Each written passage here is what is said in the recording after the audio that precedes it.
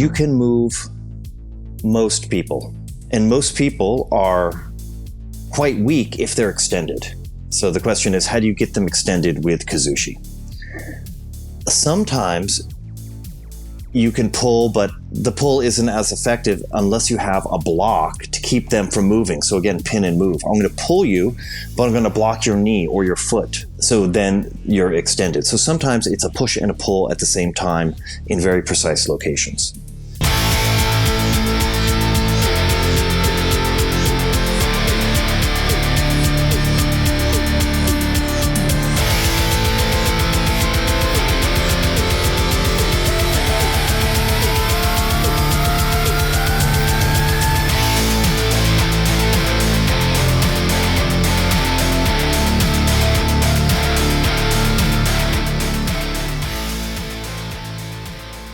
Welcome back to the BJJ Fanatics podcast. I'm your host, Ryan Ford. My guest today is a 4th degree black belt in Brazilian Jiu-Jitsu. He also holds a black belt in Judo. He's a 1st degree black belt in Aikido and also a 3rd degree black belt in Japanese Jiu-Jitsu.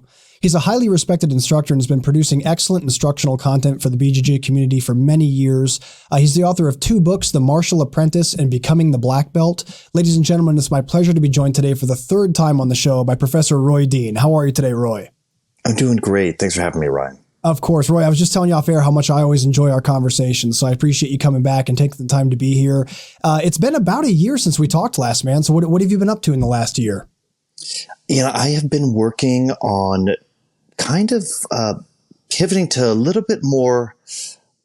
I'm into the written word, let's say. So I'm reading more, I'm writing more, trying to chip away at that 3rd book, which I think is going to be more focused on mastery and what it takes to master a subject. I happen to put my time into Brazilian Jiu-Jitsu, but I think the principles of mastery are really important for people to understand, the depth you can go to in a discipline and the level of expertise that people can have.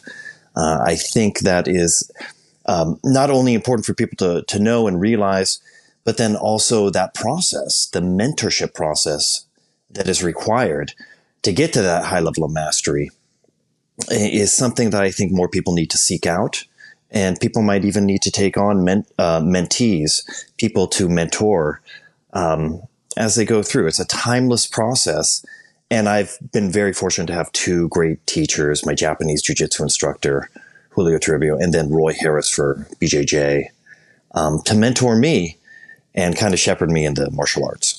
Anyone that goes through jiu-jitsu or any martial art or really any endeavor at all, there's these phases where you're at the very beginning fundamental stage, then you move yourself into the intermediate stages, and then you work your way towards mastery. And that's true whether we're talking carpentry or jiu-jitsu, right? So in the world of jiu-jitsu, I think you've done a tremendous job of laying out great blueprints for students. The Blue Belt program, your instructionals you have with us on the website are all outstanding.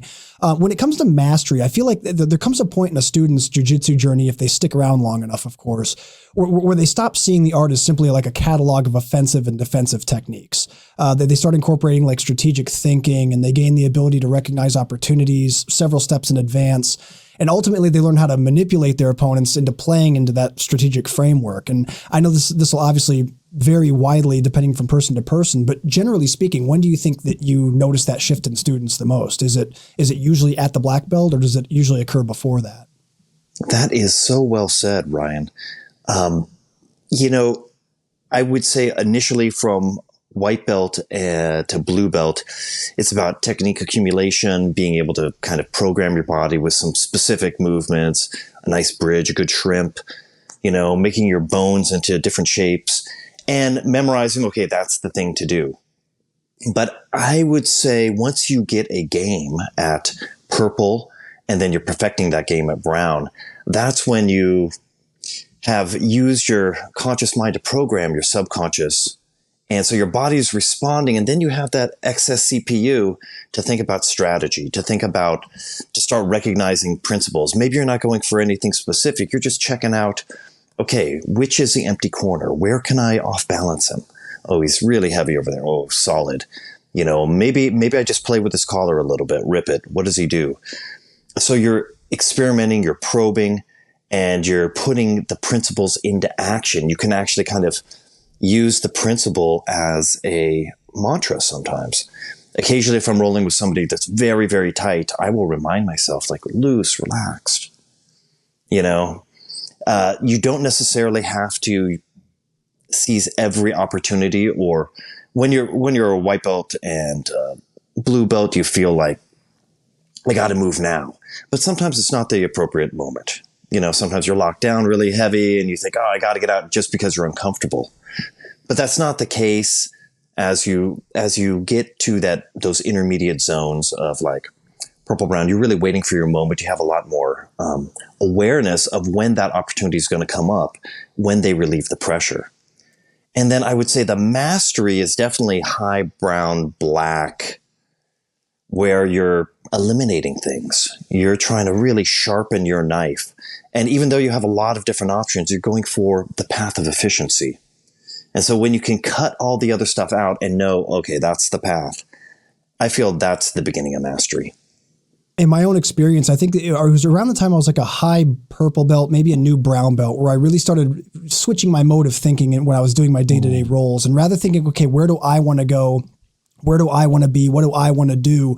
I started thinking, okay, where do I want him to be? What mistakes do I want him to make? Where do I want him to put his hands? And I started kind of thinking back, like reverse engineering positions a little bit more, and thinking, okay, if I was in his position, where do I not want my hands to be? Okay, if I'm inside closed guard, I don't want my hands on the floor, right? Because I set myself up for kimuras and hip bump sweeps. So then it became, what can I do to make him do those things? And I literally sat down and wrote a list of each position and thought, okay, what are the no-nos in these positions?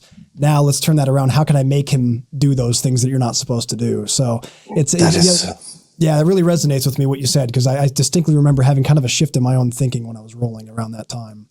Fantastic. Yeah, what you said, reverse engineering. It's not easy to do because you need a familiarity with the position, and you kind of need to understand how they're going to move in it and where they need to be for that to happen. But once you start reverse engineering, that's the key to unlocking a lot of techniques that some people find very difficult to do. In particular, collar chokes, just reverse engineering where your hands need to be. Okay, I need to be able to get my hand into position there. That's the finger hold I require. You can unwrap your arm, and then you remember, okay, that spot. And then you can link into it. So there's a number of breakthroughs that can happen when you start that reverse engineering process.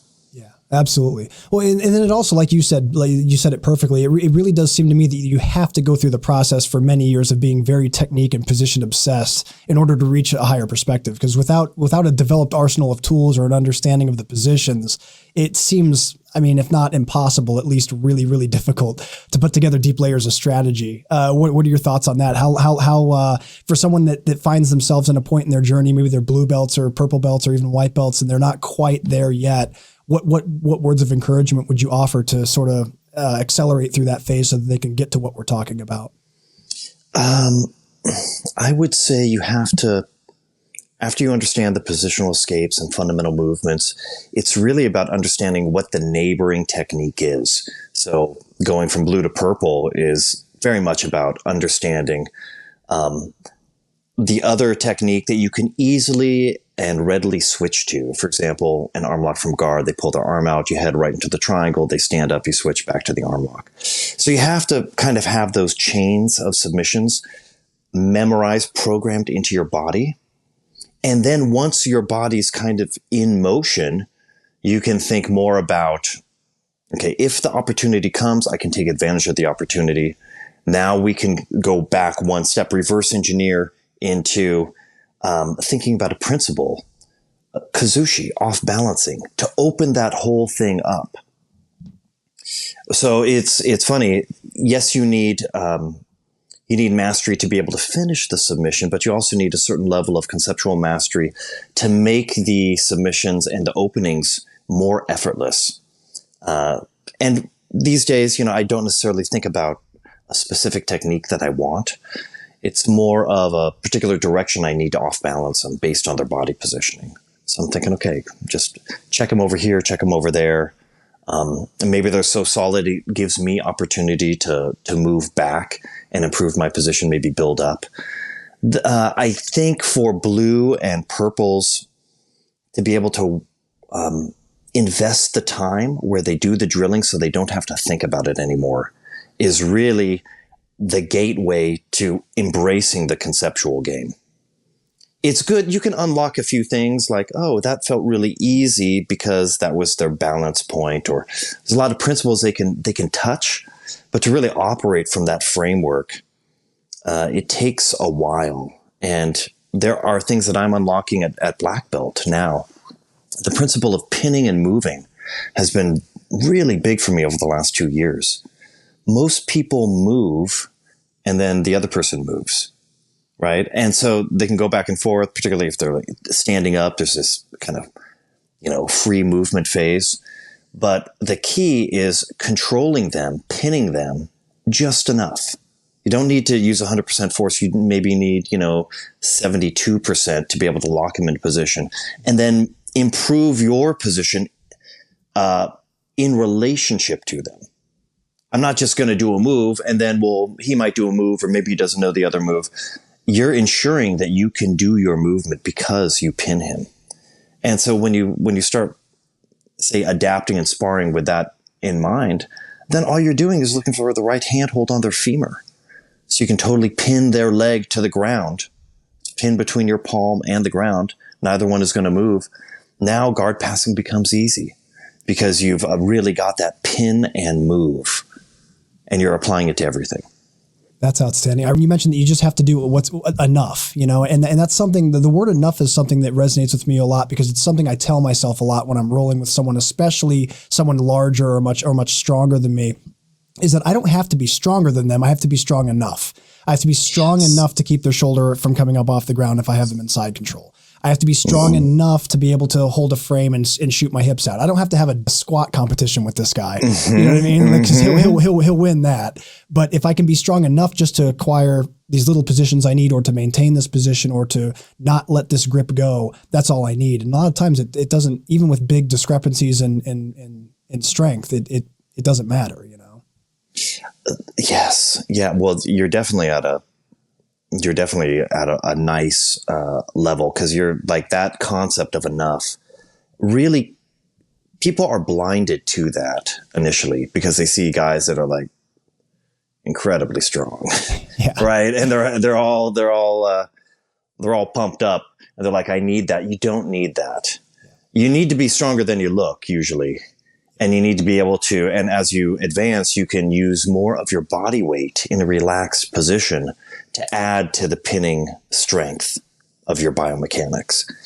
And you can't have any weak links. If your grip is really weak and people can just rip out of it, well, that's not good. But no one's going to tap to, somebody controlling your wrist. That's never going to happen. You just need to be able to hold on enough and be able to follow strong enough. It's that delicious finding that the proper amount of tension in between total stiffness and total relaxation. Nobody wants to be a wet noodle. You're not going to get far, and if you're too rigid, you're brittle, so being able to slide that up and down, depending on what you need.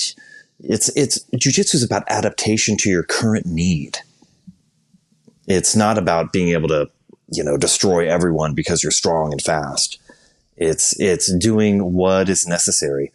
And usually, if you're really experienced, you know how to kind of negate what they want to do and then map out the easiest path, the most efficient route. And I think that competition doesn't always celebrate that. But especially people that are really, really focused on competition, because you're usually focused on your A game and imposing your will. So you don't give the other person an opportunity. But I think when you're doing more relaxed training, not geared for competition, you can really find that path of efficiency by letting people kind of do what they want and then squeaking out at the end and using it against them. It's a different kind of game. But it's more efficient and pretty delicious to do. Absolutely. Yeah. Well, one of the main strategies that always existed in jiu-jitsu is using your energy efficiently. It was Helio Gracie that always said that as long as you're not getting tired, you're not going to lose. Just, when you get tired, that's when things go bad. And there's been other various variations of that same quote from different athletes as well. But at the end of the day, I think jiu-jitsu originally, the parameters were long form fighting, right? We're not thinking about time limits. We're not thinking about a 5 or 10 minute match or a 15-minute match. We're thinking about, surviving a fight, whether it's in a battlefield or whether it's a long form fight. And now I think we've culturally condensed it down to rounds, just because, we all have, you can train for about an hour per class. And so they have to chop it up into rounds. And then of course, for competition, they have to have the same thing. How do you think that's impacted, I guess, the collective strategies that exist out there in jiu-jitsu, with people wanting to be efficient with their energy and wanting to tire out the other person, but being restricted by time? Well, I think once you have those rounds, it offers some relief to people that are in bad positions, right? So it gives them confidence and faith that, hey, I might be able to squeak this out. I might be able to survive this terrible position, bottom mount, or, they got your back, whatever that happens to be, which encourages, jiu-jitsu is pushing, pulling, and blocking. I didn't figure out the blocking thing for a long time. But when it comes to stalling, it's good. It's not the jiu-jitsu I love, but it's a necessary part of it. And when you have rounds, you encourage some level of stalling till the end of the round. And sometimes that's a little bit more advanced with, like in no-gi, they're really good competitors that essentially, if they don't get the position or grips that they want, they just break away, start over again. I'm going to go for what I want. They take someone down. They feel like they're in a little bit of a bad position, maybe compromise slightly. Oh, I don't like this. They back out, break away, disengage. I think that is encouraged with the rounds. I think that's an aspect where if they're not going to get exactly what they want, it's kind of like what Mark Kerr did back in the day. It's like negating your jiu-jitsu and working around it. But you, as a jiu-jitsu player, as someone who's a more advanced practitioner or student of the art, you have to learn, hey, that's a reality. We have to learn how to deal and adapt with those kind of strategies too. If they're not coming in, maybe you need to wrestle up and chase them down. You can't expect everyone to come in all the time just because they want to be like that. Now, is that really the self-defense aspect of jiu-jitsu? No. They don't want to attack you, so you're now going to attack them. That's not really, the Helio Gracie style of jiu-jitsu. But jiu-jitsu adapts to the demands of its society. And if we have a lot of sportive demands, then it's going to adapt and flow into that canister of competition, just like it would any other need that our society has. If it's against weapons, back in the day, they had angled weapons defenses using jiu-jitsu. Now we don't really need that. You mentioned earlier, you touched on the topic of Kazushi, and I'd like to go back to that if you don't mind. So for someone out there that hasn't quite focused deeply on Kazushi and the use of it in jiu-jitsu, what are some of your favorite principles that you like to point out to students that have a really hard time off balancing somebody? Like we all know that guy that maybe used to wrestle back in the day who just has that solid base. He's so hard to sweep, so hard to move.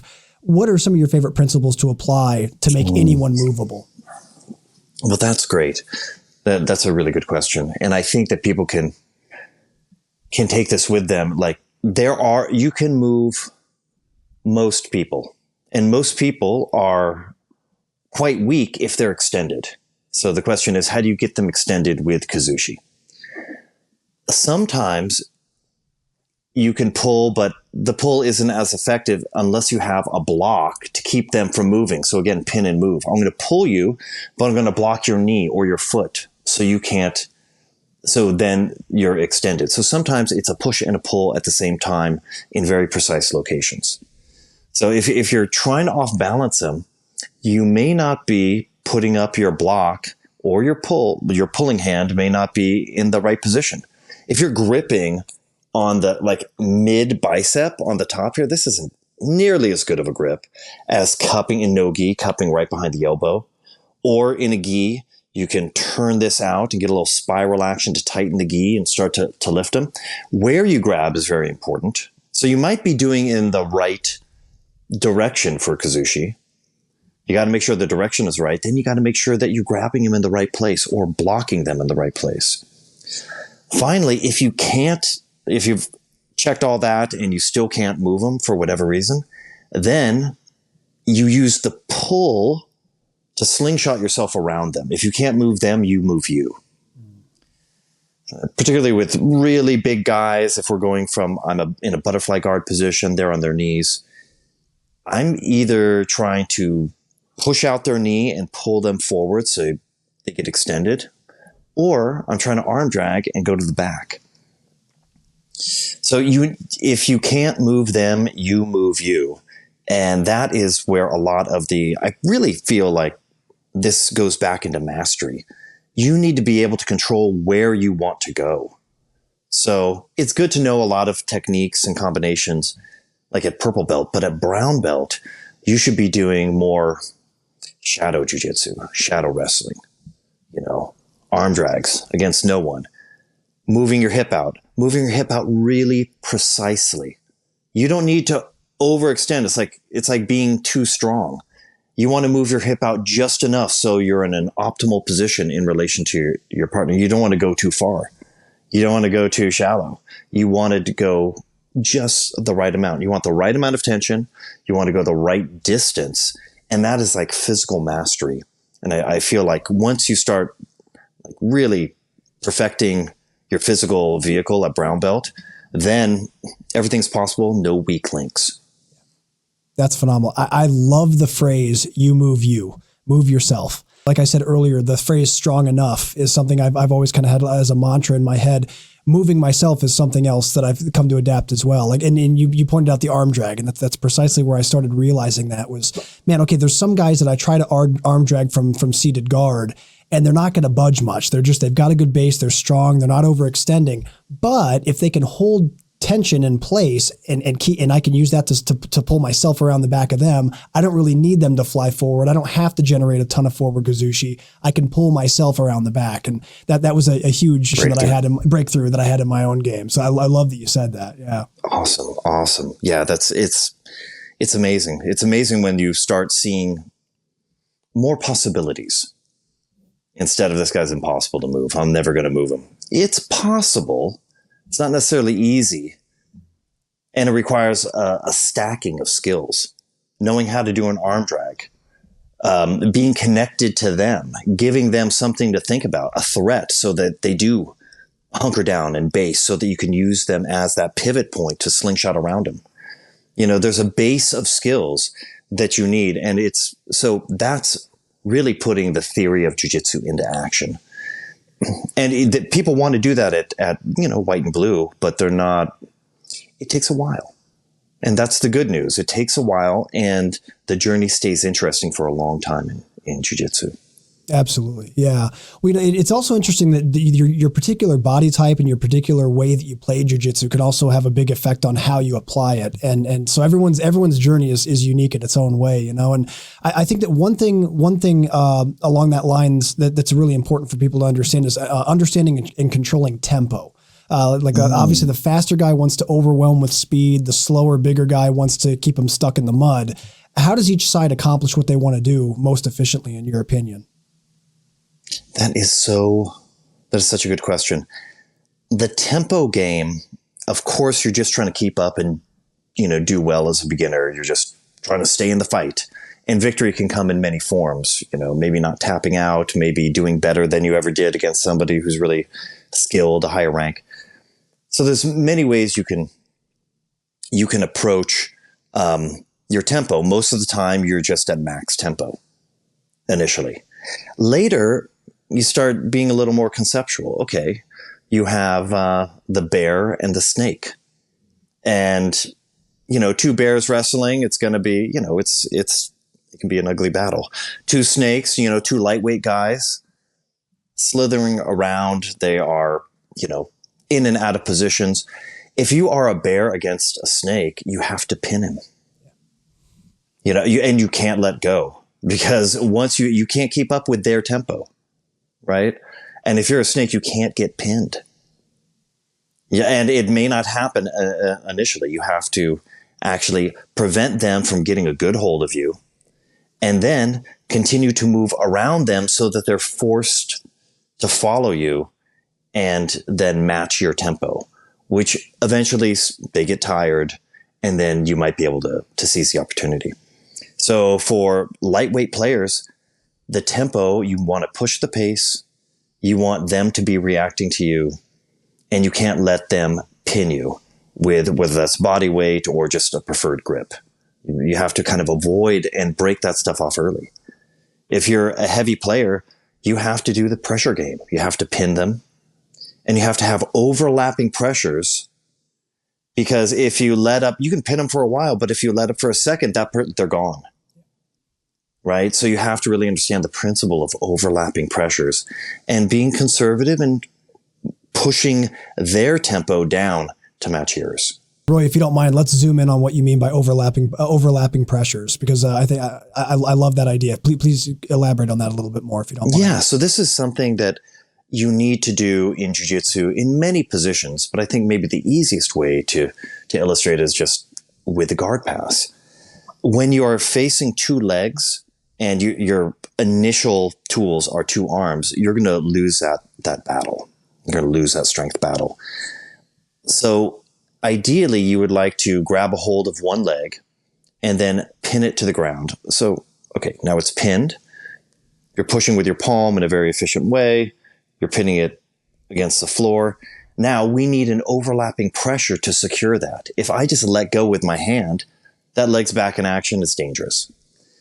So now I'm going to slide my shin over the femur just where my hand was, Then, because now my body weight, there's been a limb substitution.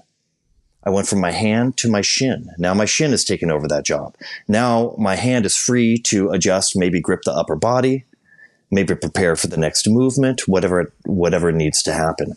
And then from there, I might secure the upper body, which I couldn't reach before, right? By substituting that shin over the leg instead of the hand, it allows me a greater range of motion. I reach, grab the head, maybe I do a little back step, clear the guard, get past his legs. So you never let something, it's like a jack in the box. You never want to just let it unwind and pop through. You always have to have something over top. And once you get good at that, it's surprising. You go from hand to hand, hand to elbow, elbow to shoulder and head, head to knee, and all these limbs can interchange and share the pressures, trade off, and then you can advance. So we're back to pinning and moving again. That's awesome. I love that breakdown. Yeah. So basically making sure that you never abandon something you've worked to pin. You make sure something else is now taking over that responsibility and then move on. I love that. That's really awesome. Exactly. Yeah. Exactly. And it helps you. That's the difference between an advanced player and like a beginner. A beginner will work hard to get something, but then they give it up too easy because they go for something else, or they worked hard to pass the guard, but then they make a silly mistake, like they lift their hip too much and allow the shin to slide in. An advanced player will just keep their gains. The incremental positional game that they're winning, they keep it, and they're patient. They're okay with hanging out there for a minute or two. Maybe this guy's going to do something silly. Give me a good opening. Even if he doesn't, I'm winning the fight because I'm draining his gas tank. Going back to the analogy of the snake versus the bear, for the bears out there listening, there's a lot of, I'm not a big guy myself. I'm 170 pounds, I'm 6 feet, 170 pounds. So I'm not a big guy, but I always empathize for the big guys because there's this weird conundrum they run into where it's like, okay, you're supposed to use your attributes in jiu-jitsu. You're supposed to use your personal abilities to the best that you can. But if you're a big guy, sometimes there's this stigma that they get stuck with, where it's like, oh, well, he's just crushing and smothering people, and he's being using his weight too much. But I don't hear people say that to small guys that are super fast, like, oh, he's just using how quick he is and how nimble he is, Totally. But you mentioned for the big guy, the objective is to step on the snake. What advice would you give to the bears out there listening that might feel self-conscious about that, or might feel some kind of way about using their weight to their advantage that way? Well, try to use your weight. It's okay to use your weight, but you want to do it in the most relaxed way possible. And that makes a difference. People can feel when you're going above and beyond at the pressure. Okay, you got me pinned. Oh, now you're trying to really crush me. Like, what's the emotion behind this? What's going on here? You need to just do enough with the pinning, and then you can move on. Now, for the bears that feel like, oh, I'm taking advantage of my size and weight, I would say you can make up for it by having an unusually nimble guard. So sometimes just pull guard and have an unusually round and very dexterous guard. Learn how to use your legs more than your hands, and play like you're a little guy. There was a really good black belt years ago. His name's Bill Hodder. He's a Cesar Gracie black belt. And he's a bigger dude, but he moved unusually well. And I was like, man, you move great, because he had a girlfriend who was a dancer. And so he was doing dancing too. And he moved so well. And I always respect guys that they don't have to move that well, but they do. They could get by with being a little less coordinated, but they want to have a really beautiful, complete game. And you can't just get by. Eventually, you're going to meet some guy who's your size. There's so many big people in this world. You are going to be on the bottom at some point. You better know what to do. Just learn how to be the complement early. Little guys got to learn how to do pressure too. At some point, they can't just be floating and fast all the time. You have to learn how to buckle people down, particularly if they fought somebody that was smaller than them and faster than them. So with the bears, like, learn how to be the complement, learn how to play off your back, have a good guard. And if you are using your size and strength, just use enough. Yeah, I've known several really big, like super heavyweight guys that when they play on their back, they're like a panda bear all of a sudden. It's like, dude, yeah. how are you that flexible? Like I never would have in a million years, like, no offense, but looking at you, I never would have thought that you'd be able to move like that and have that kind of dexterity in your hips and everything else. But it's something when you see that. That's tremendous advice. And I think it is something anybody can develop if you just put the time in. So that's great. Yeah. On the topic of mastery, Dean, something that I have always experienced myself when I roll with really high level people, it's more than just being several steps ahead of me. It feels like they're leading me. They're leading me down a hallway, that I don't realize I'm even going down until often it's too late. And I'm getting better at realizing after I've passed a few closed doors, like, oh shit, wait a minute. I think I see what's happening here. I think I'm being led into a trap. Most notably that I'm currently training under Damian Maya. And when I roll with Damian, people ask me what it's like to roll with him. I always say it's obviously he's incredible, but it's not so much what he does. It's more like what he doesn't allow me to do.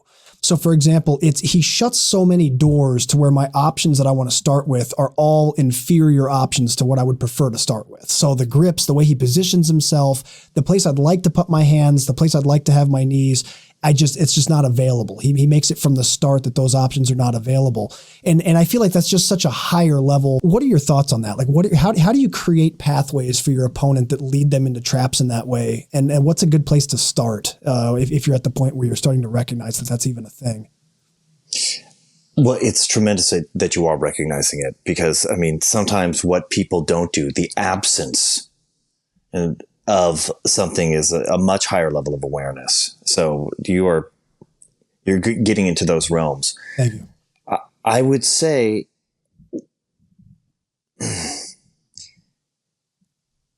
you stop people really early.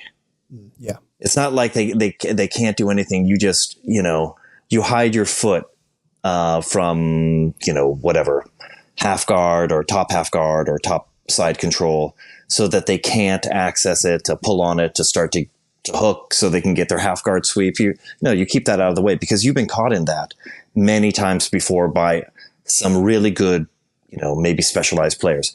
So on your combat data sheet of what people like to do, you have that entry from side control. Some people will like to pull my heel. So you hide it early, and you just don't allow that to happen. When people are passing the guard, often they lift their rear foot. So their knees on the ground, but they lift their rear foot so the person on the bottom can't hook them in half guard. And I'm just stopping you early.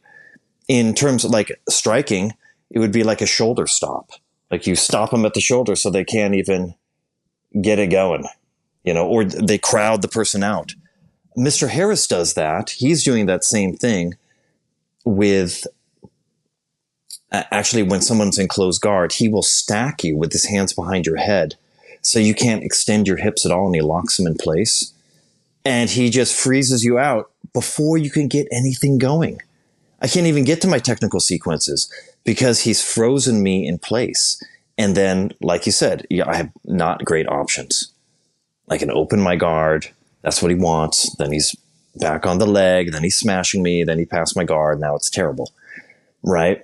So they know how to, like some people might call it pre-positioning. They know how to position you so that you can't get your thing going. So that takes a lot of awareness of like what people like to do against you from these positions. And sometimes it's nothing more than a pin. Sometimes you just, if that hand is available or that wrist is available, I'm just going to place my palm on it, pin it down, use my body weight. I'm expending almost nothing. You have very few options. So it's kind of a very high level of awareness coupled with stopping people early by pinning something or blocking one of their limbs. But just one more example. I let people pass my guard to side control often. And then when they're in side control, I shift and I extend my arm so it hooks in the crook of their elbow. And then they're like this on me in side control. And then they raise their hips up a little bit and I get my shin underneath and I sweep them over. I just flip them over. I do it all the time. And I'm just stopping them early from being able to come back down and get a tight side control. So when people wind up into a position, you can sometimes stop people, and any movement they have, you follow, but in a way you're leading because you're tracing their body, and they make a movement and you follow, and now they're blocked. So there's a sensitivity involved with that. Obviously, Damian Maya is an incredible master and a lot of fight experience. So he knows he's making his life easier by stopping you early and eliminating any counters. Yeah, absolutely. And that's something I'm juggling mentally is this something that I can consciously really focus on, or is it something that's just going to naturally happen over time? Because like you said, if when you've had exposure to certain variables that can happen enough times, then you're aware, okay, I'm not going to let this happen anymore. What can I do about it? Versus, if you don't have that experience, you don't even quite know what you're looking for yet, so. Right. Yeah. And you will, you just need to just give it time. Because there's always, even when you have like your tried and true A-game submissions, there are people that can do weird things, and you'll have to adapt to that. And that's part of the evolution of your game, the craftsmanship, where you chip away at it. Where someone you tap, most people, 9 out of 10 people you tap with this, but this one guy has weird flexibility or was able to do something unusual that you hadn't seen before. You'll remember that. That'll go in your database for sure. And so over time, that awareness, you'll get there. Yeah. And I'm always thankful for that too. I mean, that's one of the reasons I love jiu-jitsu. It's just, it's this never ending learning process. There's always new variables and new things people are doing. And you encounter someone from somewhere else that has a totally different style from what you're used to rolling with, or a different body type. And it makes you reevaluate, okay, how do my tools adapt to this person? And it, like you said, it all goes into a database eventually. So that is really cool stuff. You were talking about Roy Harris, your instructor, how he uses closed guard to shut things down and freeze people up. And that kind of reminded me of another thing I've come to appreciate more and more over time is the art of exhausting your opponent and making them tired, and doing things like in wrestling, for example, you'd lay heavy on their head, you'd get a good collar tie and lay heavy on the head and force them to kind of snap back and fight and use explosive energy improperly. What are your thoughts on that? What are your thoughts on the I guess zooming in on this particular skill of tiring out the other person in various ways? I think it's a critical reality that we have to use in as part of our strategy. However, people can rely on it a little too much.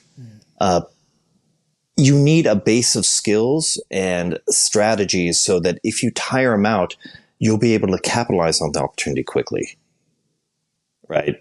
But if you are like, well, I'm just tiring them out for what? Well, I don't know. I just want them tired. If you don't really understand what your options are to tire them out, it's not going to be as effective.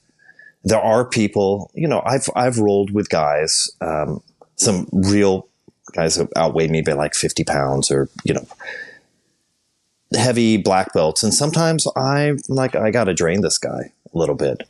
He's too strong. He's too fresh. So maybe I'll drop my shoulder into their, right below the solar plexus in their, on the floating ribs, affect their breathing a little bit. I'm relaxed. I'm driving into them. Sometimes I might take a pant grip and a collar grip and actually spear them with my head right in their gut as I come laterally from the side with pressure. And I hold it for a while because this guy's, he's much stronger than I am. He's very fresh. I'm a little tired. If he gets on top and gets in a controlling position, that's going to be bad. I'm the snake. He's the bear. I got to take advantage of this position. So I need to be able to pin him using my entire body and drain him at the same time. And then once they're huffing and puffing, then of course some opportunity will open up. But relying on that, it's okay.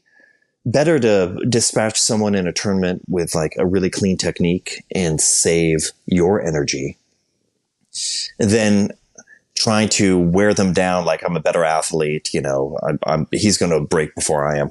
Maybe you need to employ that strategy, but that's not a great strategy for getting through a tournament with the least amount of energy expended, right? It's not really aligned with the, efficiency is key.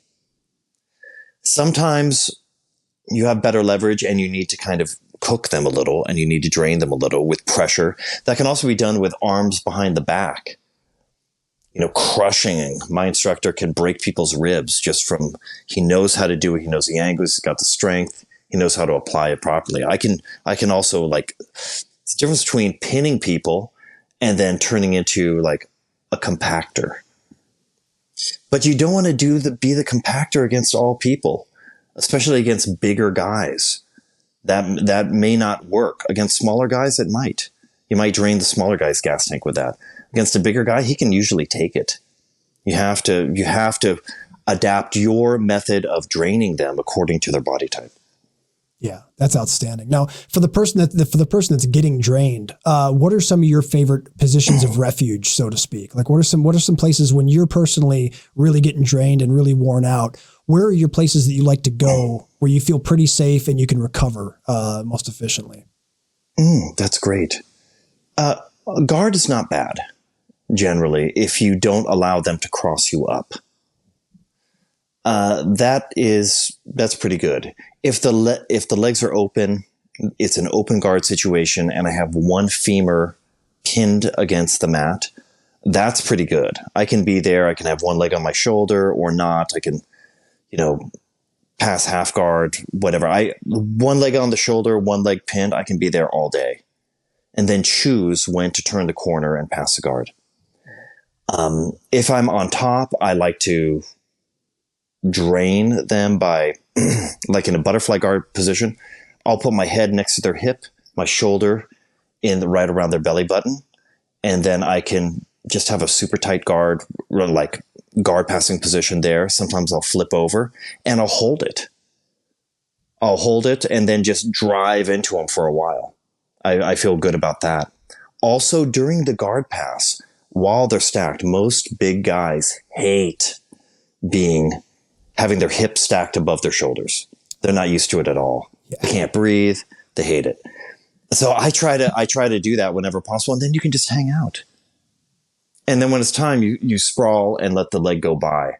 And that is one of the most effective ways to drain them, because you got gravity plus your body weight plus their body weight, draining them. And if you can really get into that, that's a fantastic base camp. Yeah, that's an excellent piece of advice. There's something earlier you said in the beginning of the conversation. You were talking about how a lot of times you'll lock up with someone, and if you can feel tremendous tension on their end, it reminds you to stay nice and relaxed and nice and loose and calm.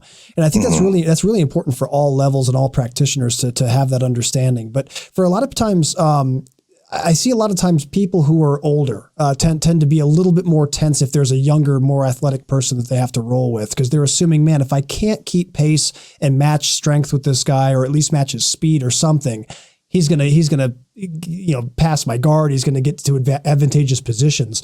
What advice would you give to someone who's maybe an older practitioner or an injured practitioner who can't physically keep the same pace as someone he's rolling with, but still wants to win? What do you think are some important ways for them to approach that? That's a great question, and really relevant for, I think, most people that are watching this, because you are going to meet that younger guy who is, he's going hard. He's doing his best. And there is a tendency, this is something my instructor noted, men in their 50s, it's a little bit their last hurrah in terms of athletic endeavors. So they really they're putting it all into it. They're putting their all. And sometimes that means too much tension, where they end up, and I've seen it many times. I mean, whether it's like they're holding spider guard, but it's so tight that releases and kicks them, and now someone's got a black eye or a broken nose or something, and they're like, I was just trying to, like, you're too tense, man. You're too tense. Because everything's riding on it. They got to get to their position. They got to do their thing because they recognize, okay, that's a serious threat. Younger opponent. I got to get this guy. Maybe there's a little bit of the dad, older brother dynamic going on. I'm not sure. So what they need to do is trust that they'll get a cleaner opportunity later. If they keep flowing and remain kind of soft and let the guy, I wouldn't say tire himself out entirely, but don't get him while he's totally fresh. He's going to have the explosiveness and the speed to be able to squeak out of probably your best attempts. And now you've just tipped him off what your best techniques are. So I would say be softer, be a little bit more patient. A young guy, he's probably going to go for his best moves like within the first minute or two. So relax. Always be checking for off-balancing opportunities. And then just trust that you will be able to, you should probably be looking for sweeps. And then that is the key to shifting the dynamic in a roll with a younger person. Like, there's a psychological component to it too. They were trying, you just swept them. Now they're on the bottom and they have to bear your body weight and all of that. And you can take your time. You may not necessarily be going for the submission right away, like a younger player. So even for myself, when I roll with people that are really, really, athletic, intense, I will tell myself, relax, because I know I've proven it to myself so many times. If I try to get brittle and I try to match strength with strength and try to match the tempo, I might get the opportunity, but I'm going to use a lot of juice even if I get it. If I relax and trust, there's going to be another cleaner opportunity later. Then almost always there is some kind of scramble or some kind of positional change where there's a really great opportunity. I don't have to strain that much. So you just need to have the faith that, hey, you might have an opportunity. If it's not working, don't redline yourself. You don't need to put 100% into it. You're only going to ensure your destruction later in the round. What you need to do is just, hey, if you try the submission and it's not working, just let it go and trust there'll be another opportunity. That's really high level faith that the expert has. I'll get them on the next round. Not round, but like, yeah, in that round that you're doing right now, there'll be another opportunity and you'll get them. That's excellent. Roy, that brings me back a funny memory actually from my early days of jiu-jitsu. So I was a new blue belt around the time I was like 23 years old. And there was this older, brand new brown belt. And he was probably like at 50, 55, 56, something like that. And I remember I used to always feel really proud of myself. He'd always submit me. Every roll he would submit me. But I would always feel proud of myself. Like, man, dude, but I passed his guard like 6, 7 times, you know? And I'd tell myself like, yeah, I'm doing good. I'm passing a brown belt's guard 6 times. Naively, I'm thinking this. As time goes on and I replay it in my mind, I realized, wait a second. I think what he was doing was not, because I remember he wasn't fighting too hard to let me pass the guard, but he was recomposing his guard really easily. So he basically, I would be fighting to pass. I'd get the pass. He'd accept it, recompose, and then I'd do it all over again. And I realized this guy had me doing that over and over again to tire myself out. And then on the last one, he'd submit me. And it wasn't until like way later in my journey when I gained a little bit more, I got a little more savvy to how things work, that I realized, dude, I was sitting there like proudly patting myself on the back, not realizing, yeah, dude, you're completely playing right into this guy's game. So, right. Yeah. That is great. I'm glad you shared that, because that is what it's like. Advanced players are letting you do things, and by letting you do something, it's leading. Right? He's kind of telling you, and I'll pass to this side in a very, very soft and subtle way, like pass over here. And then, right. It's cool. That's a great story. It is. I appreciate that. Roy, I'll tell you what, man, we've reached about the halfway point of the show, man. You've been on the show. This is your 3rd time here, so you kind of know what to expect already. But for the people new to the show, this is a game we play halfway through every episode. It's called the Pummel. The Pummel is basically a series of random questions. Some of these are about jiu-jitsu. Some of them have nothing to do with jiu-jitsu. But Roy, if you're down to play for the 3rd time, I'd love to play with you again here. Yeah, let's do it. All right, man. I've added a couple new questions since you've been on the show. Question 1, what's the largest animal you think you could beat in hand-to-hand combat? Oh my God. I would say, man, maybe some kind of wild hog. Oh, that's okay. Cool. Okay. Yeah, possibly. I think. What do you think is the cutoff weight limit for a hog that you could beat? I would, a couple 100 pounds. Okay. Yeah. I think I could get up to like 200. Okay. I think that's a big hog, and God, it's going to be thick. Yeah. It's going to have a thick neck, but you never know, There's a carotid artery somewhere down in there. Somewhere in there. You can find it. You can find it. Yeah. That's awesome. So a 200-pound hog. I like that. You're the first one to say that, animal. That's good. Next question for you. If you found a genie lamp, and it's standard genie rules apply, you can't kill anybody and you can't wish for more wishes, what 3 wishes would you ask for? Let's see. Probably universal health care in the U.S. I'm thinking, I think instituting martial arts in elementary schools would be really beneficial. And I think a different kind of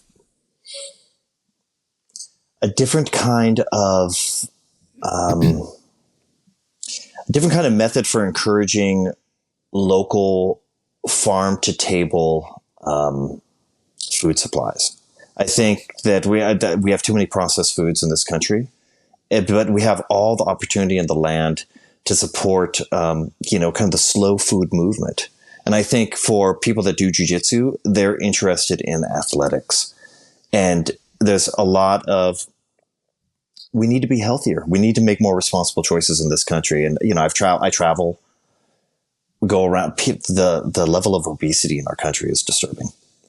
And jiu-jitsu is part of the answer. I think, kind of rethinking our food supply and our food sourcing would be a step in the right direction for us, and then we could lead the way. We're definitely a guiding light for the rest of the world. I think we could lead in that category. That's excellent, man. Yeah, it's funny. Just this morning, I was just watching an interview from a guy that used to work for a major beverage company. And he was saying that he basically went like in an expose interview and said, yeah, like basically this major company every year pays untold amounts of money to like different, FDA the FDA and to like diabetes, the Diabetes Association and stuff to basically not be mentioned directly in their studies. And so it's kind of like there's this sort of economy within like saying like, yeah, these things are all bad for you, but not calling out the people that are making it directly. And so I think that's a good wish you made. I think the food we eat is definitely impacting us in either good or bad, depending how you consume. So definitely. If a mad scientist made a clone of you and you had to roll with yourself, could you pass your own guard?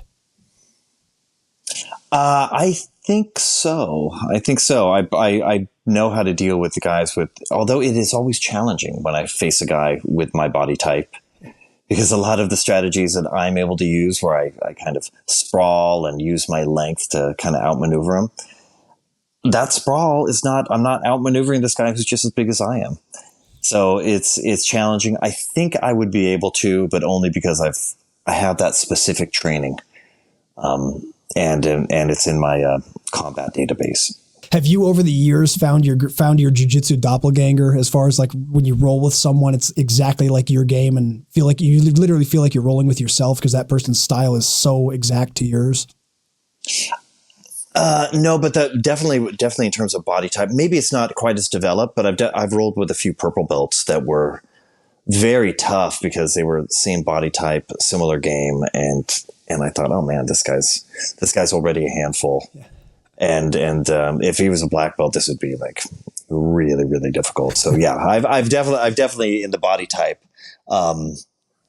met that person, and their game is still developing, but they were on the way. That's pretty cool. Yeah, it's interesting when you find someone like that. I have one, my buddy back home in the U.S., one of my old teammates, Braulio Galvao. When me and him roll, it's literally like rolling with myself. Like the options he chooses is exactly what I would have done. The positions, like, and then by the time we're done rolling, we're both laughing like, dude, this is ridiculous. It's like rolling with yourself. Oh, that's great. What a great name too. It's like, you're guaranteed to be tough in jiu-jitsu with that name. What do you think is your favorite? We talked about eating healthy and everything. When you're off your good diet, what's your favorite junk food? I am partial to Hawaiian barbecue. Okay. I love Hawaiian barbecue, and there's actually near the gym, there's a Hawaiian barbecue place that opened, and they have the tonkatsu, they have the chicken and the kind of, the barbecue beef with mac salad. Oh, wow. And straight white rice. There's a couple vegetables in there too, but it's mainly just like, it's high cholesterol, and I love it. It's the good stuff. Yeah, that's awesome. That's awesome. What do you think is what's something you cannot eat no matter what? What's a type of food that just completely disgusts you? Definitely some of the fermented fish. Oh yeah, they have in some of the Scandinavian countries. Yeah. And I'm not a huge dairy guy. I will eat. I like ice cream, but not really into anything dairy. So something like a lassi, which is like an Indian drink with yogurt in it. It's like, oh no, thank you. But people love them. I like mango lassi. Mango lassi is a good thing to have when you're eating really spicy Indian food, because it's an immediate rinse. Yeah. You are 1,000% right. It's like that milky kind of, you need that texture to kill off. If I dive too deep on the spice, it's good to have that eject button with the mango lassi. Sure. What do you think was the scariest moment of your life? The scariest moment of my life would probably be, there's a moment I think back on occasionally, and I don't know if I would have, it would have been bad. There's been a couple car things that I was living in Canada at the time. I was doing grade 13 in Canada for my final year of high school, and I was driving in North Bay, and I was on some backwood road. It was snowing heavily, and I think I'm not sure. I wasn't sure where I was, and I stopped and skidded, and I almost went over into this ditch. Oh man! And it was like the wheels were a little bit hanging off, but it was enough where I could back out of it. And I look back on that. Even now, I mean, God, that was like well over, 30 years ago. And I just think that was a freaking close one. There have been a couple car things where I'm like, man, I got some angel looking out for me. I long for the future of automatic autonomous driving. Yeah. I think when we get it dialed in, it's going to be fantastic. You just sit in the back, be on your laptop, do your thing. But until then, with our phones, it's like we're in this dangerous hybrid, distracted driving zone at the moment. So automobiles, man, I've had some close calls. Those are definitely scary, man. Yeah, I think AI. There's certain things AI is going to take over that could definitely be very beneficial to society for sure. I at the same time though, I worry about Skynet. I've seen Terminator so many times. It's my favorite sci-fi movie. So I'm always like, okay, where's that line? Like, when is it going to be that the cars can now just like transport us into like human farming centers and things like that? They just take over completely. I know.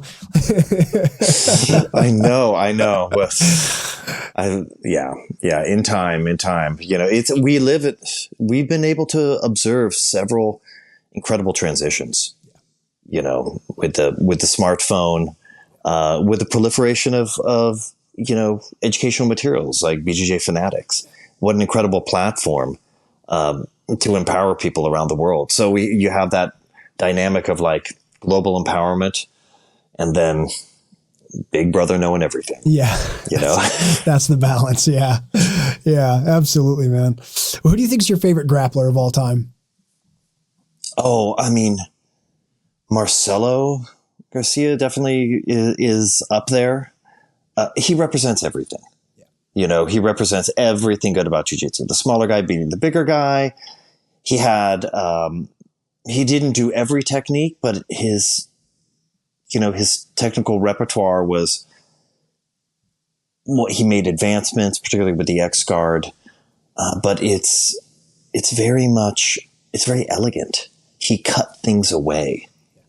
It was if it was a computer program, it was light and efficient.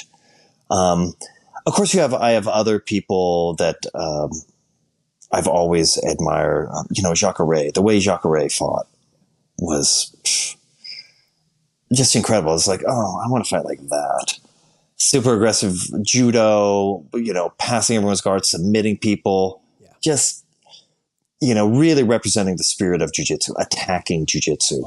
And I've seen a lot of his footage. That's for sure.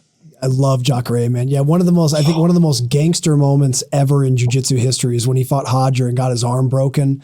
And there's like a minute left in the match. And so he literally took his broken arm, which was limp, and he stuffed it into his belt and then just kept going with one arm. He just kind of bled the clock to the end because, what are you going to do? It's a broken arm. You're against Hodger Gracie. But he literally stuffed a limp broken arm into his belt and then continued trying to grip fight with one hand and trying to do what he could.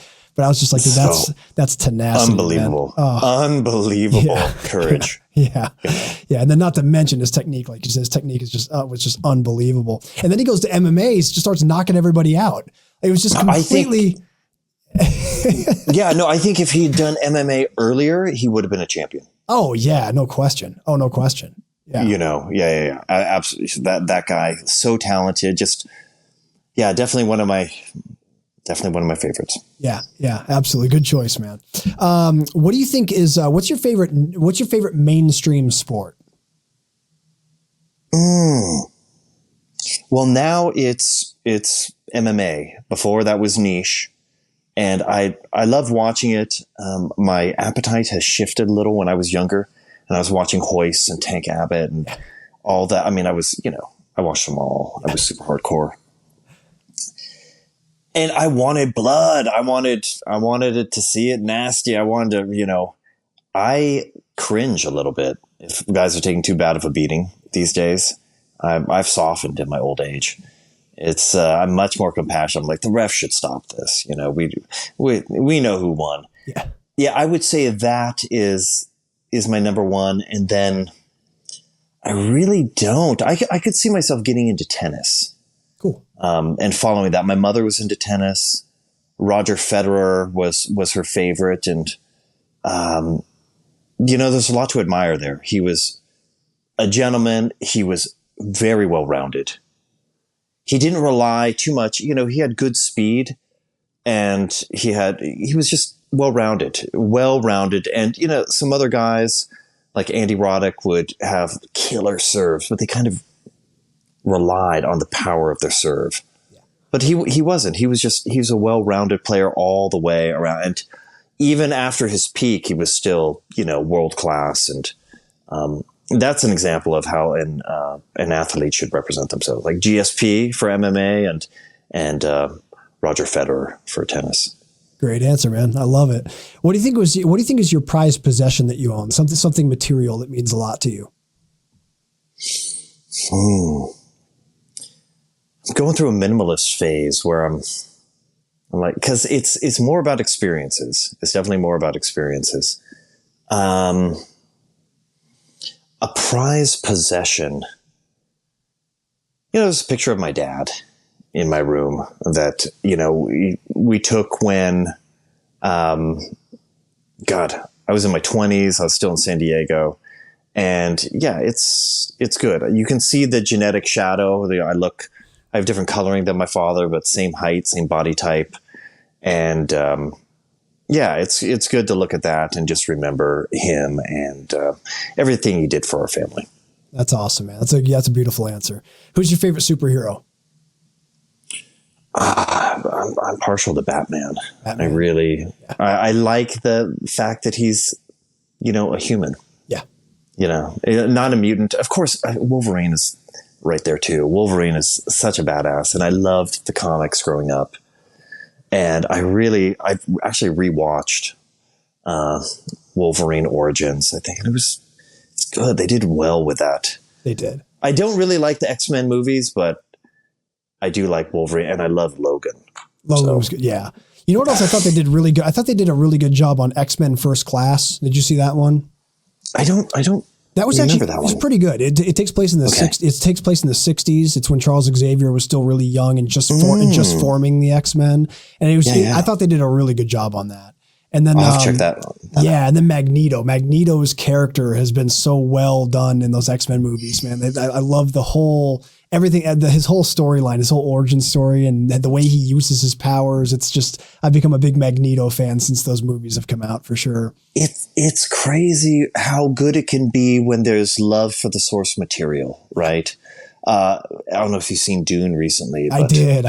Yeah, it was great. Right? Yeah, it was great. The directors, he loves the source material.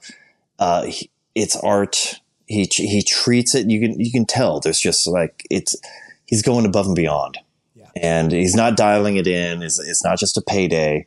It's a statement. It's an artistic statement on his own legacy and the legacy of Frank Herbert. So I love it when they treat it, or Christopher Nolan's Batman movies. I mean, we're not going to top that. Yeah. Absolutely. Yeah. The two Dune movies that I saw, I loved them both. I have a buddy of mine, to be fair, I never read the books, but my buddy did. And so he loved the first one, but the second one, he felt they veered away from the book too much. Did you read the books? I haven't. See, I didn't either. So for me, it was just awesome. But my buddy was kind of like, "Oh, they ruined it at the end." They switched a few things. I heard about the changes they made. He would. It's cool. I mean, a few small changes. But there's enough love there that he's not desecrating the material. But sure. Yeah, I understand that. Hardcore fans are hardcore fans, and what they've done with Star Wars, not to get too off topic here, but what they did with Star Wars has just been tragic. I know. So. I can't watch. I can't even watch. I cut off around like Phantom Menace. I'm like, all right, I'm going to keep this is what I know as Star Wars, and everything else I'm just going to, I'm just not going to pay attention. Having my blinders. This keeps me happy. It's a cool phase I'm at right now. My kids are at the age now where they're like obsessed with superheroes now. So now I'm getting to like completely relive all the comics, and like we were just in the US, so I brought like a box full of my old action figures from the 90s home with us, and like it's just been awesome. This is a really cool phase to get to relive all the superhero and comic stuff again, which has been a lot of fun. So I'm kind of revitalized into all that again. If you could have a superpower, what would you choose? Oh God. I mean, the ability to heal others would be so great. There's a lot of people need healing. both physically and people are feeling lonely these days, and I think jiu-jitsu is part of the answer. That I'm so grateful for the crew at CVBJJ, where I train, and all of my affiliates and the networks, their local leaders, they're doing good things for their community. And those kind of organic fellowships, we need them. We had them with churches. Churches aren't as popular now, but we need that kind of organic fellowship. So if I could just heal people in any way, that'd be wonderful. That's awesome. That's a great answer, man. I really like that. Final question. If a zombie apocalypse breaks out right now, what's the first thing you do? I think I'd call my friend Jamie. He's a prepper. And he's got all the guns and he's got all the food.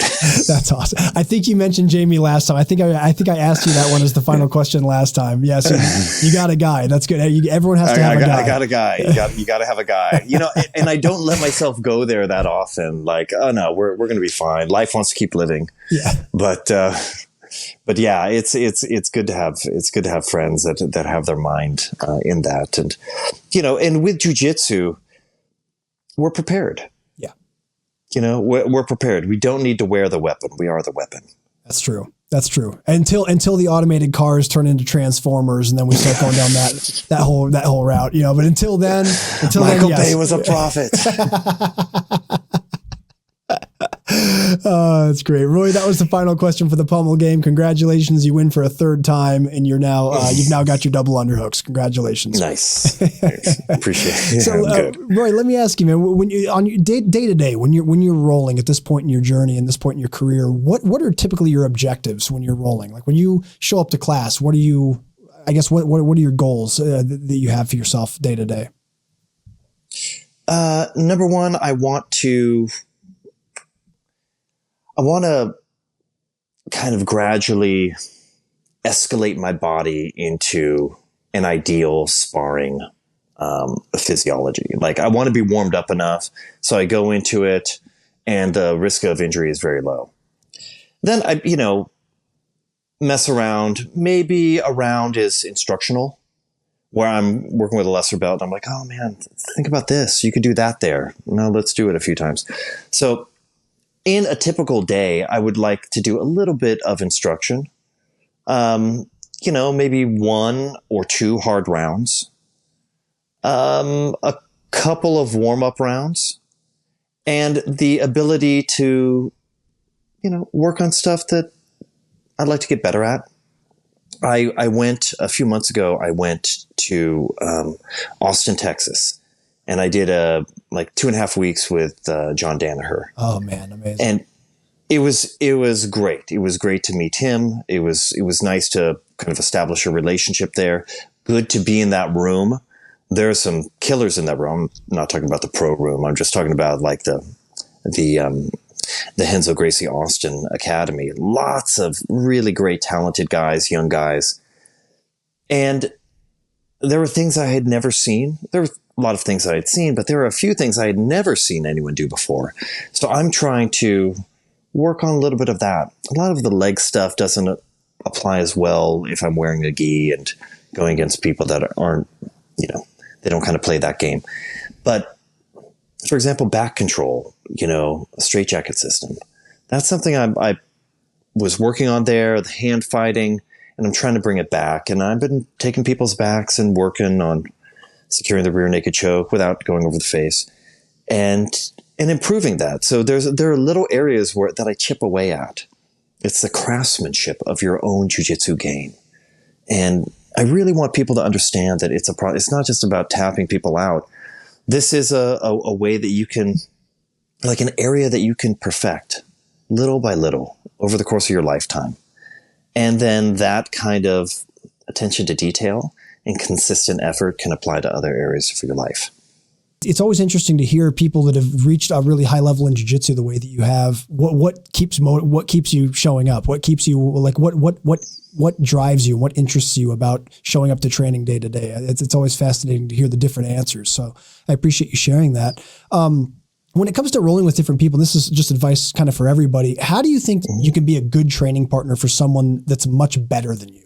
So if you're showing up and you're, say, a blue belt, you're only available to roll with like a high brown or a black belt, what's the best way that you can be a good training partner for that person that's much more advanced than you? Give them one, don't be psyched out. They're going to be better than you are.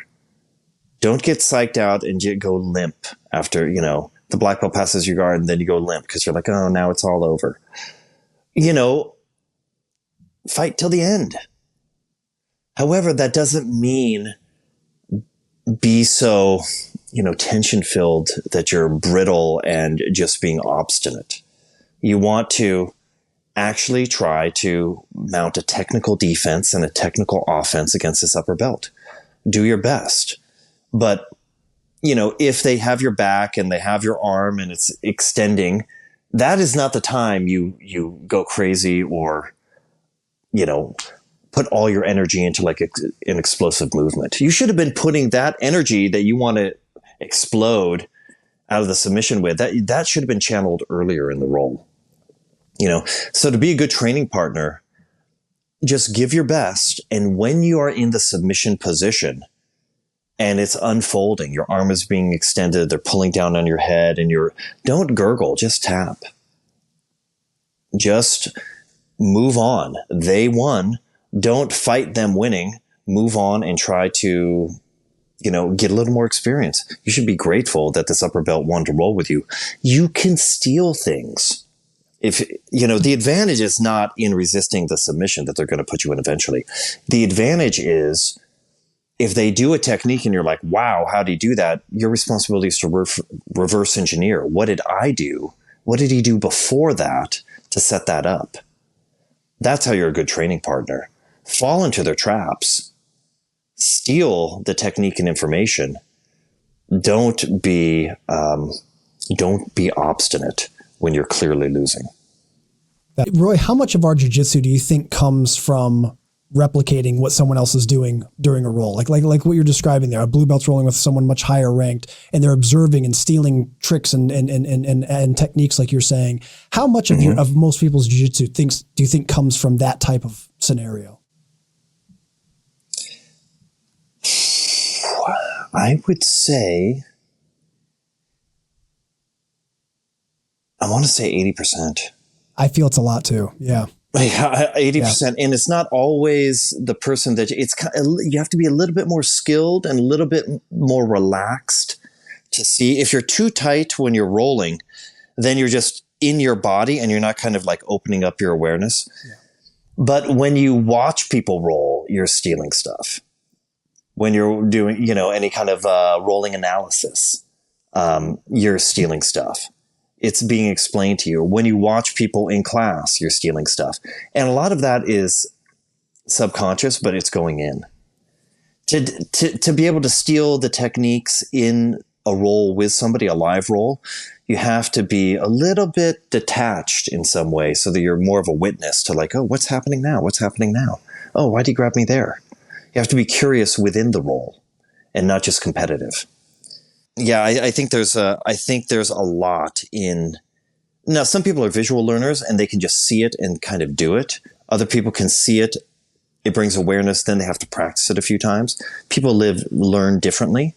But when it comes to observation and then replication of that, monkey see, monkey do. I think we are very adept at that kind of learning. Whenever I'm doing in jiu-jitsu in my game, I can usually identify who I learned that from. I can always say, oh yeah, there's that thing that like Robert does. And there's this thing that Joe did. And oh, there's a thing that Steve showed me that one time. And I can always sort of reference where it came from. And it made me realize, like, it's funny, like you like to think that you're learning directly from your instructor and that your instructor's teaching you everything you know. But it's like, dude, so much of my jiu-jitsu just comes from like upper belts in the room or even lower belts that I rolled with that did something differently and stuck with me, So it's an interesting thought. Yeah, I think that sometimes we think about how we accumulate things and we think it's from our instructor 100%, but when you analyze it, it's often not, Yeah, those are your immediate threats in your environment. Yeah. And we are programmed to like dial in on those. Yeah. So yeah, it's amazing. That's why we need that community. Yeah. It's good to have, instructors giving you wisdom through instructionals or in-person instruction, or you go to a seminar and you can pull things from that, and you're meant to. But so much of it is also in the stew of what's happening, the cauldron of competition that you have in your own academy. So much goes through that. And, if someone has a good game, a particular type of game, I mean, you go to a competition, you're hip to it. And we need to not see our training partners as competition. They are the people that are getting you good. And that is a training partner, not a training opponent. Yeah, beautifully said, man. I talk a lot on the show about how much jiu-jitsu has advanced and how deep the waters have become. It's just gotten really crazy. I remember thinking back to my early days training about 13, 14 years ago, and comparing that level of good people in the room to what we see in kids classes or in the teenage classes. It's just oh my God, it's just another level. And I think, like you said, that's a result of, people being more open to cross training, instructionals being out there, YouTube and Instagram, just the content that people are out there sharing. There's just more information. It's more accessible to more people. And so yeah, that was really well the way that you highlighted that. 'Cause I think that's a big part of the evolution of the sport and of the art in general. So, let me ask you this. So to flip the question, I asked you last, how someone that's lower ranked could be a very good training partner for someone much higher ranked. How can someone who is much higher ranked be a very good training partner for someone who's much lower in skill level than them? You have to let them in the game. You have to allow them to put you in vulnerable positions, so that you can work on your stuff. A lot of the black belt game,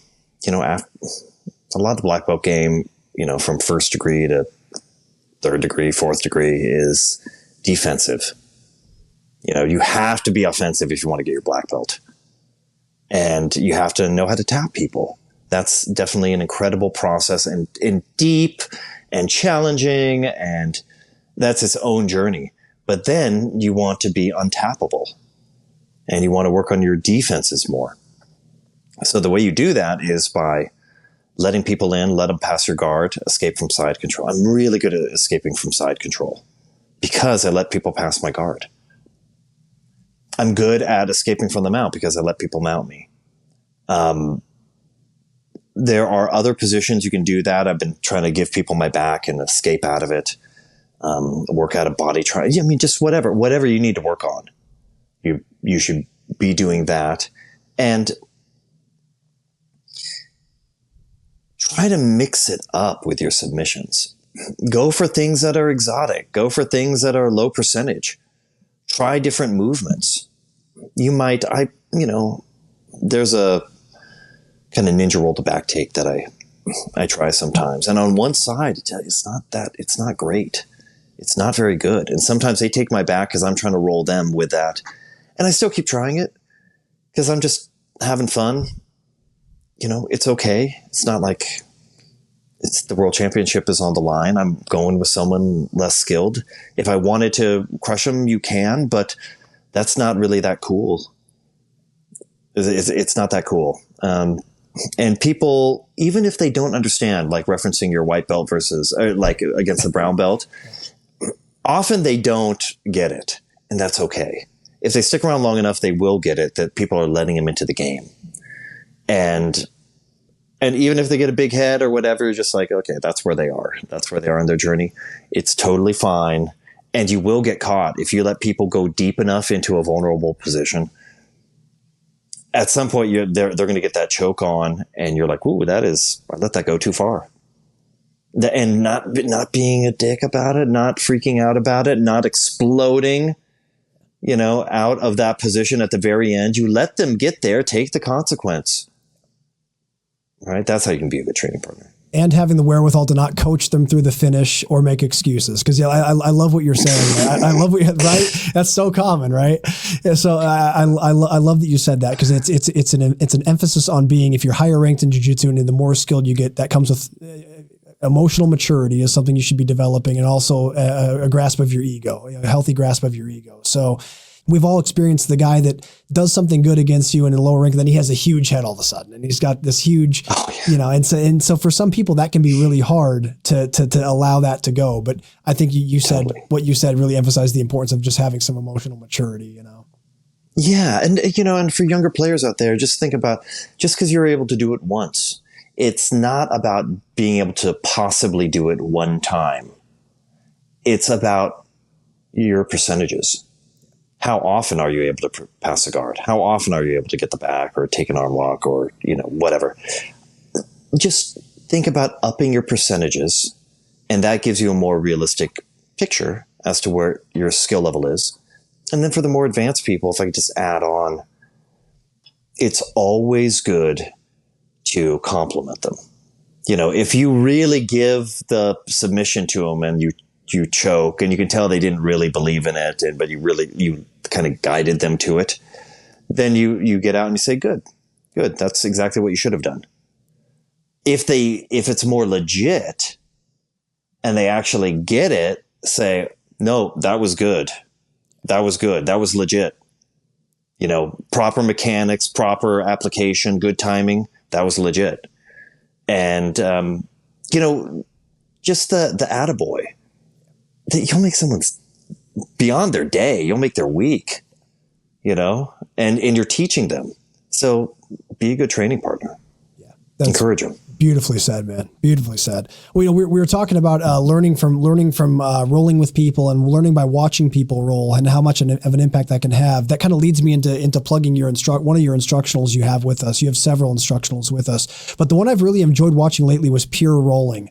It's an instructional that's available right now at bjjfanatics.com for anyone that's interested. It's a very unique instructional. All it is it's Roy rolling with various students, and there's commentary on the roll, and he's explaining things, and then they talk after the roll about things they were trying to do and kind of breaking down what happened. And it's a really unique instructional that we have on the website. So I encourage you guys to check it out, because you'll take away a lot from it, even though he's not breaking down specific techniques and explaining things in the normal fashion that you'd see an instructional on the site. It's a really cool way to learn some concepts and techniques and see them in action. And Roy, I really commend you on this one. This one, Pure Rolling, was a really awesome instructional. Thank you. I appreciate that. I've always been trying to raise the bar in terms of explaining jiu-jitsu differently and trying to just enhance people's awareness. And Pure Rolling 1, I was a black belt, and there were various ranks from blue, purple, and brown, and they interacted with each other and narrate the rolling. I also have Pure Rolling 2, which is everyone's a black belt. And, that is obviously much more advanced strategies and maneuvers, but people have gotten a lot out of those instructionals. And for some, it's kind of a meditation. They put it on, and then over time, the things that I'm telling them about the principles involved, about what I'm looking for, it sinks in. And, a lot of people have, they love those instructionals, and I'm considering doing another one here in the near future, perhaps maybe a no-gi one. I've been having some thoughts about that. That would be awesome. Yeah, I'll definitely get a hold of it once it's ready, for sure, because I've already enjoyed the other two so much. So if you guys are interested in checking it out, again, it's called Pure Rolling Part 1 and 2, available at bjjfanatics.com. So be sure to check those out. Roy, in closing, man, what are some of your major goals for 2024? What are some things you hope to accomplish this year? Well, I'm in monk mode at the moment. I came back from Europe, promoted one of my affiliates to black belt. It was great. Did some seminars over there. I'm heading up to Alaska to visit with some family next month, and in the meantime, I have some courses that I'm interested in filling out. I have the outlines. And so here's the thing. Over the years, I would talk with young men, and I would say, yeah, what are you doing? What do you want to do later in life? And they say, I want to do what you do. I want to do which is, I want to teach jiu-jitsu, be in control of my time, do all that stuff. So I've been thinking about it for many years, and all you can do is share your story. All you can do is share your experience. So I'm putting together a little guide for people. It's not that in-depth, so to speak, but it's more an overview. If you want to maybe make a change in your life, maybe quit your job, maybe pursue being a BJJ professional, what that looks like, that how your studio is not necessarily your studio. It's not a gym. It could actually be a location where you tell other people's stories. And you can shine the light on them, and you can transform their lives by being a local leader. So this is where my mind is at the moment. I'm kind of reflecting on my career, and I want to do different kinds of instructionals. I feel like after Purple Belt Requirements 2.0, I'm not really into doing technical instructionals anymore. That's not where the fire is. I want to kind of give people a quick start guide to, reclaiming their time and doing what I do, and just being honest about my story, my victories and my losses, what has worked, what hasn't worked. And I think that is something that's a little more empowering than just technique. It's allowing people to give this incredible technology to more people, because everyone should be trained in this art. We should be teaching it in elementary schools. And we should be having a well-armed populace without firearms. I think that's the vision that I have, and I want to kind of go deep this summer and get that project launched. That's incredible, man. Well, I can't wait to see the results of your work, man. It's always really cool seeing the things that you put together, everything from the documentaries you've made to the instructionals to the books. So I commend you on everything you do, and I'm always looking forward to catching up with you, because you always have something new, cool and new you bring to the table. So thanks for being here again today. I appreciate it, Ryan. Always good to talk to you. Well, folks, unfortunately, we're fresh out of time. Roy, it is always a pleasure getting to chat with you and pick your brain. I appreciate you being so generous with your time. I always learn a lot from these conversations I have with you, so you're welcome back anytime you want to come back. Thanks for doing it again. It's been a pleasure. Always good to chat with you. Excellent. For anyone out there that wants to keep up with Roy, it's really easy to do so. He's active on Facebook. It's Roy Dean TV on Facebook. Instagram is Roy Dean _. Make sure you guys follow him there. His YouTube channel is Roy Dean. Make sure you guys subscribe and hit the little bell icon to get notified when he adds new content. His website is roydean.com. That's a great place to check out his books, seminars, instructionals, and everything else he's got going on, roydean.com. And then if you're not able to make it to any of his seminars or any of his classes in person, you can learn from him anywhere in the world here at BJJFanatics.com. He's got several instructionals. Most of them are most of our best sellers. So he puts together really phenomenal instructionals. The one we talked about today in depth was called Pure Rolling. There's a part 1 and a part 2, so make sure you check out both at BJJFanatics.com. And that's going to do it for this episode, everybody. I really appreciate you tuning in. Please stay tuned for the next episode of the BJJ Fanatics podcast.